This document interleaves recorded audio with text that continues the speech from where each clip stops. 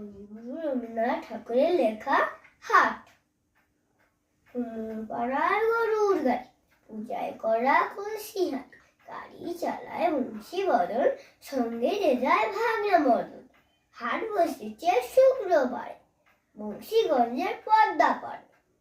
জিনিসপত্র জুটিয়ে এনে গ্রামের মানুষ বেচে কেনে। উচ্ছে বেগুন, পটল মূলো,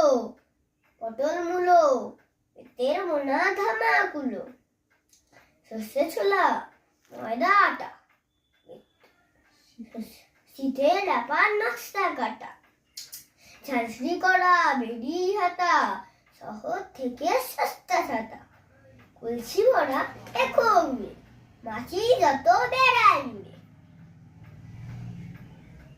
ঘরের আটি নৌকো বেয়ে আনলো ঘাটে চাষির মেয়ে। অন্ধকানায় পথে পড়ে, গান শুনিয়ে ভিক্ষা করে।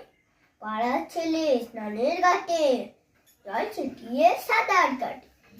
নমস্কার।